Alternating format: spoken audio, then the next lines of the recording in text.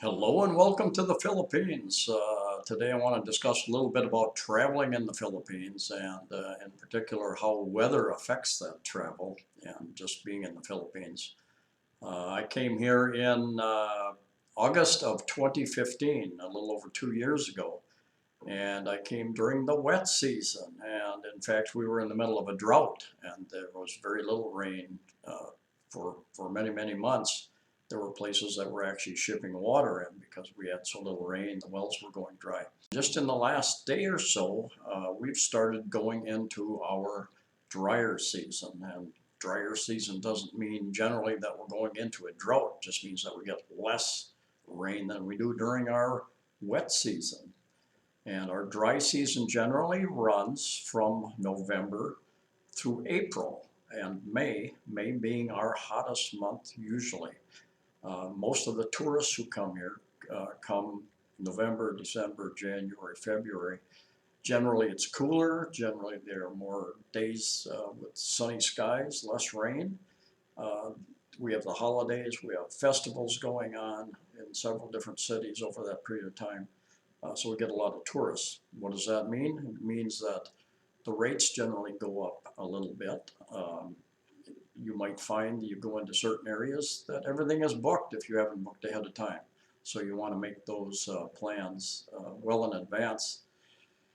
And you also find transportation, different types of transportation. You'll find larger crowds, especially on the holidays. Everybody travels here when there's a extra day off for a holiday, that type of thing, to go see family. And anyway, just here in the last day or so, I have noticed, looking up at the sky, I've noticed that a lot of our clouds, one day they're coming in from the southwest. That's our southwest monsoons, or habagat, what they call, that runs from June into about November. And I remember last year, right about, I think the first or second week of June, we started getting more rain. And it was they were predicting a wetter season than normal because of their, again, the different cycles, El Ninos and El Ninos and La. So here I'll show you a little bit what's going on using the website windy.com. Really interesting site. Anyway, here's the Philippines right here, and we are now just in the last day or so, and today is October 23rd, 2017. Just in the last day or so, these winds have turned northeast. And prior to that, we were in our southwest monsoon season, which brings all the southwest moist air up through here and dumps a lot of that rain into the Philippines and other parts of South and East Asia. You have the warmer water here. The air picks up a lot of that moisture. And anyway, the southwest monsoons, or what is called habagat, uh, generally runs from June through October of each year. That varies a little bit, but generally June through October. And I remember last June we started getting rain just like clockwork about the first or second week of June. And here in October, towards the end of October, the winds have changed to the northeast. This water up here is cooler. A lot of that air is drier, comes off of northern China and Siberia, so it doesn't hold as much water. We still get rain during our drier season, but not as often. We get a lot of days that are sunnier. Generally, January and February are considered more clear and cooler. We get most of our tourist season generally November, December, January, February time when it's drier. You can visit most of the tourist type destinations without as much rain in the forecast anyway. And just to expound on this a little bit, just a couple of days ago we had the low pressure area over here, and we had a typhoon over here.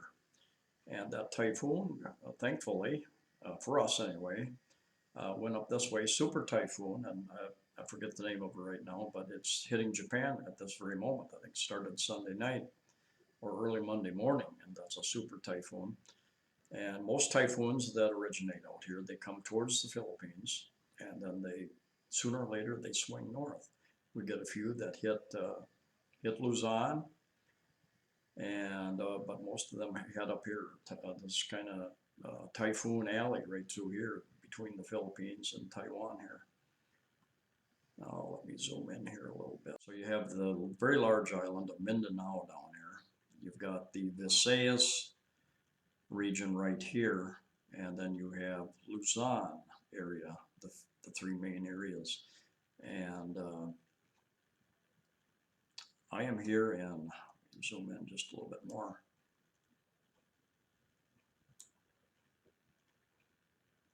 I'm here in Cebu. This Long Island right here is Cebu, and Cebu City is right there. And what happens, the typhoons that actually do come and hit the Philippines, very rare that they hit the Mindanao down here, but it has happened.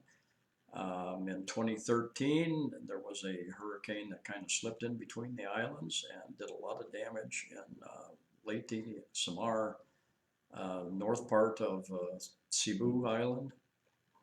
That's very unusual. Usually these outer islands take the brunt of the hurricanes, the typhoons that hit this area. And there's a few that will go through this Manila area up here, or you will often see the Batanes, these islands up here, under alert. And that's a nice place to visit up there from the videos that I've watched as well. You'll also get a lot of rain up through here, a lot of road closures because of landslides after the heavy rains. Anyway, Cebu is protected generally from the bad weather there.